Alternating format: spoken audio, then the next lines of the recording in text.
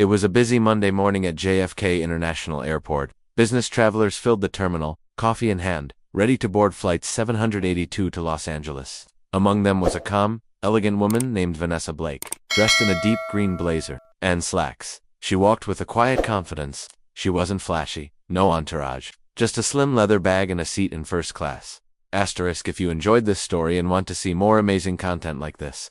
Don't forget to like this video. Be sure to subscribe to Black Story and hit that bell icon so you never miss out on our latest stories. Vanessa boarded early, took seat 3A, and quietly began reviewing a document on her tablet. Around her, passengers settled in. Flight attendants prepped for takeoff. The hum of overhead bins opening and closing filled the air. Then came the woman in 3B, a loud, visibly agitated passenger, who seemed annoyed even before she sat down. She glanced at Vanessa and scoffed. "You sure you're in the right seat?" she asked. Vanessa looked up calmly. "Yes, 3A. The woman rolled her eyes and muttered, "Figures." Vanessa let it slide. After all, not everyone brings grace to the sky. But the storm was just beginning. Minutes after takeoff, the subtle tension in the cabin around seats 3A and 3B began to thicken, like static in the air before a storm. Vanessa Blake, seated calmly by the window in 3A, maintained her composed demeanor, reviewing her presentation notes on her tablet as the plane ascended smoothly above the clouds. The woman beside her in 3B, however, had grown increasingly agitated from the moment she sat down, muttering under her breath, shifting in her seat with sharp sighs, tapping impatiently on the armrest as though the very concept of sharing space disturbed her. She complained about the temperature, about the flight attendant not bringing her headphones fast enough, about the cheap wine, and even how the safety demonstration was too long. And each time she voiced a complaint, she made a point of elbowing Vanessa, sometimes subtly, sometimes not, leaning over the shared armrest without so much as a glance or apology, clearly asserting dominance over the invisible lines of personal space. Vanessa, the image of self-restraint, continued to breathe slowly, each exhale measured, her posture graceful and still, like someone who'd had to choose peace many times before, in a world that didn't always offer it. But things came to a head when the flight attendant approached with a drink cart, smiling as she carefully served beverages row by row. As she reached across to hand Vanessa a sparkling water, the plane gave a soft jolt from mild turbulence, and a few drops splashed onto Vanessa's green blazer sleeve. Not much, just enough to darken a spot on the fabric. The attendant immediately apologized, flustered, but Vanessa offered a reassuring smile, her tone kind and forgiving as she said, "It's all right," gently dabbing the droplets with a napkin she pulled from her bag. It was such a small moment, one easily forgotten, but not for the woman in 3 bites. She glanced at the water, then at Vanessa, and with a wicked smirk and a laugh that reeked of disdain, seized the chance to humiliate. Loud enough for others in nearby rows to hear, she blurted, "Oh sure, she's used to being wet," letting out a cruel chuckle. Then, as if she hadn't made her point clear enough, she added with venomous audacity, "Some of y'all should be flying in the back anyway." The words cut through the cabin like shattered glass. Audible gasps echoed from surrounding passengers. A businessman 2 rows back lowered his laptop and turned. A middle-aged woman nearby clutched her purse tighter, eyes wide. Even the flight attendant, still holding a can of ginger ale, froze in place, her hands suspended mid-air, unsure whether to intervene or retreat. Vanessa said nothing, not because she had nothing to say, but because she had everything to lose by reacting the way anyone else might in her place. She turned her head slightly toward the window, her eyes locking on the endless sky beyond the clouds, her profile lit by soft cabin light, the very picture of controlled grace. This wasn't the first time she had been disrespected, and something about the predictability of the insult was more exhausting than the insult itself. She knew this scene. She knew how it played out. The aggressor bets, the target reacts, the attention shifts, and the consequences fall hardest on the one who simply wanted peace. Her silence, a deliberate choice, was not weakness. It was wisdom. But silence, for people like the woman in 3B, is dangerous. Because when cruelty isn't rewarded with a visible reaction, it doesn't deflate, it escalates. And that's exactly what happened next. The woman huffed and leaned in further. "You think being quiet makes you classy," she sneered. "Sitting there like you're better than everyone else. Like you own the damn plane." Vanessa still said nothing. She blinked slowly, calm and unbothered on the surface. But inside, her heart beat steadily, not from fear, but from a lifetime of holding her ground without raising her voice. She felt the eyes watching. She felt the cabin turn electric with tension. But she would not give this woman the gift of a scene. She would not let her be the author of a story that painted Vanessa as angry, unstable, or unworthy. Still, the woman grew louder, trying to provoke. "Not gonna say anything." "Typical," she barked. "People like you are all the same. Think you can just take up space? Sit up here with the real flyers." "Honey, you ain't fooling anyone." It was clear now this wasn't about seat space or spilled water. It was about entitlement, about someone who couldn't bear to see a black woman occupying a seat that, in her twisted mind, didn't belong to her.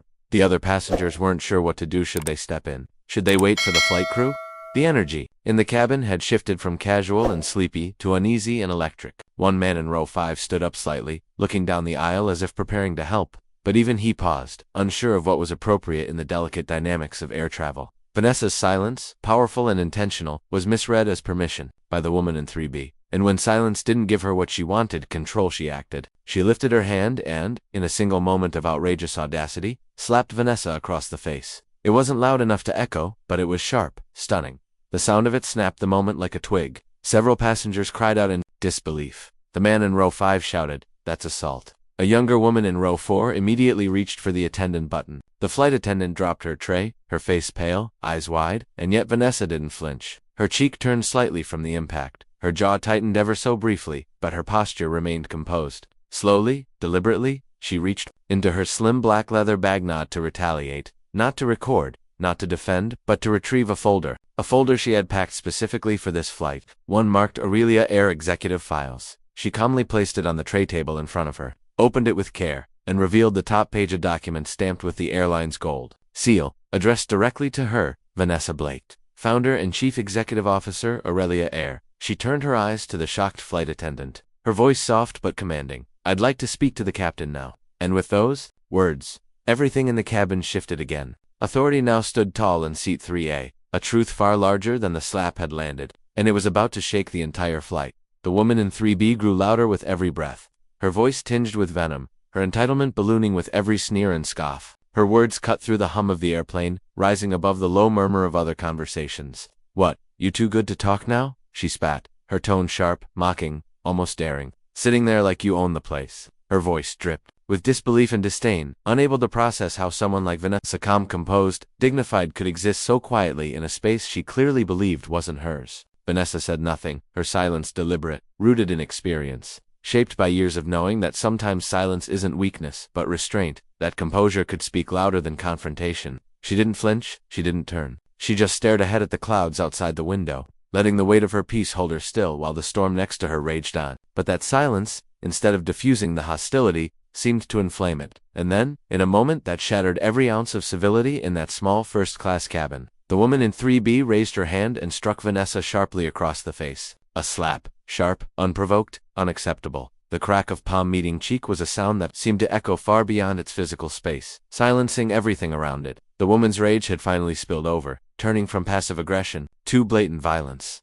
The reaction was immediate and visceral. Gasps rippled down the aisle. The flight attendant, who had just reached the row with a tray of beverages, was so startled she dropped it completely, ice cubes scattering and soda fizzing on the carpet. Someone from the back shouted, "Hey!" A male voice, firm, outraged. Passengers craned their necks, some rising slightly from their seats, others covering their mouths in disbelief. A teenager pulled out her phone, unsure whether to record or alert someone, but the woman in 3 Avanza remained eerily composed. Her face had turned slightly with the impact, her cheek now flushed red from the contact, but her eyes were calm, sharp, controlled. No tears, no yelling, no retaliation. Instead, she slowly, purposefully reached down into her bag. Not for her phone, not for pepper spray, not to press a call button or yell for help. She pulled out a folder, sleek, black, embossed in gold. The woman next to her scoffed again, this time with a curl of smugness. "Oh, please," she said with a bitter laugh. "What are you gonna do? Cry to the pilot?" Her tone oozed mockery, still unaware that she had just thrown a grenade into her own carefully manicured life. Vanessa, for the first time during the entire ordeal, turned fully to face her, her eyes like still water before a tidal wave. Her voice was low but clear, the kind that doesn't ask for attention, it demands it. "No," she said, her words slicing through the cabin with elegance and steel. "I'm going to inform him that the owner of this airline has just been assaulted in her own cabin." What followed was the kind of silence that doesn't just fill a room, it shakes it. Dead silence. Not a word. Not a shuffle. Not even a whisper. The kind of silence that makes your skin prickle and your heartbeat feel louder than usual. The woman in 3B blinked, her mouth twitching like she wasn't sure if this was a joke or a threat. The flight attendant froze, her eyes darting from Vanessa to the folder in her hand, trying to process the gravity of what had just been said. A man in 2A turned completely around in his seat. A young woman in 4C gasped and said under her breath, "Wait, did she just say owner?" Vanessa calmly opened the folder. The top sheet bore the unmistakable seal of Aurelia Air, the boutique airline that had made headlines for redefining luxury air travel with a focus on diversity. safety, and inclusivity, and beneath that seal, in bold, elegant font, was the name, Vanessa Blake, founder and chief executive officer. There was no mistaking it. This wasn't a stunt. This wasn't a bluff. The woman the attacker had just slapped wasn't just a passenger. She was the very person who had built the experience. Everyone on that plane was enjoying. The flight attendant, regaining her voice, stammered, "Ma'am, I mean, Ms. Blake. I'm so sorry, please, give me one moment." She immediately reached for the intercom, radioing the captain in hushed but urgent tones. Passengers were still stunned into quiet. The woman in 3B looked like she had seen a ghost. Her bravado evaporated in seconds, her posture shrinking as she stared wide-eyed at the folder, at Vanessa, at the reality crashing down around her. I didn't know," she whispered. But Vanessa wasn't looking at her anymore. She was speaking quietly with the captain through the intercom the attendant handed her. "Yes," she said evenly, "I'll remain seated. But I want the incident documented, and I want her removed upon landing. She is never to fly with Aurelia Air again." She paused, listening, then added, "Yes, I'll also need a statement from the crew before I file the internal report." She handed the receiver back without another word. The captain himself emerged moments later from the cockpit, an unusual sight mid-flight, his face serious but respectful. He approached Vanessa first, apologizing sincerely, asking if she needed medical attention or privacy. Vanessa, still calm, declined. She only requested that protocol be followed. Then he turned to the woman in 3B. "Ma'am," he said with formal authority, "you will remain in your seat for the duration of this flight. Security will meet us upon arrival in Los Angeles. You are permanently banned from this airline." The woman opened her mouth, perhaps to beg, but nothing came out. She nodded, suddenly mute. Her earlier arrogance dissolved into silent dread. The rest of the flight passed in near silence. Passengers whispered to each other, stunned at what they had witnessed, not just the slap, but the revelation. Some smiled quietly to themselves, as if justice had taken a first-class seat that day. And Vanessa, she went back to her tablet, rereading her notes, preparing for the meeting she had scheduled right after landing, because that's what leaders do. They continue forward, with grace, with dignity, and with unshakable purpose. She didn't need to shout. She didn't need to fight fire with fire. She simply told the truth, and let it speak for itself. At 30,000 feet, she had been assaulted. But from that same height, she reminded everyone on board and everyone who would soon hear the story that real power doesn't always look the way people expect it to. Sometimes, it wears a soft blazer, carries a leather folder, and responds to hate not with vengeance but with absolute, unshakable authority. The flight attendant's eyes widened in disbelief, her breath catching as the weight of Vanessa's words sank in. "Ma'am, you own," she whispered, her voice trembling with the realization that the poised woman seated in 3A, one who had endured mockery, a storm of microaggressions, and a physical assault with an almost surreal level of grace, was not just another passenger, but the actual owner of the very airline they were flying on. Without a flicker of arrogance, Vanessa calmly opened the sleek leather folder on her lap, revealing a pristine set of documents embossed with the golden seal of Aurelia Air, the boutique airline praised in Forbes and Business Weekly for revolutionizing premium travel with a people-first approach and an unapologetically inclusive philosophy. Right there, at the top of the executive letterhead, centered in elegant serif type, was her name, Vanessa Blake, founder and chief executive officer. The proof was undeniable. There were no theatrics, no viral video antics, no raised voice, just quiet, unshakable truth. The document sat on the tray table like a gavel on a bench, delivering justice without shouting. Within seconds, the captain had been notified through the attendant's rushed whisper, and soon after, the cockpit door swung open. The captain himself, tall, silver-haired man with years of experience and unmistakable presence, walked briskly down the aisle, his face composed but deeply attentive. He stopped just short of Vanessa's row, looked directly at her with a mixture of professional courtesy and human concern, and spoke with complete deference. "Ms. Blake, are you all right?" She nodded, her expression calm, though her cheeks still carried the faint flush of the slap. "We've been made aware of the situation," he continued, glancing only briefly at the now pale and visibly shaken woman in 3B, who had shrunk deep into her seat, the smugness and superiority drained from her face like ink fading in the sun. "We'll have security meet us at LAX. Would you like to be moved to the private cabin until we land?"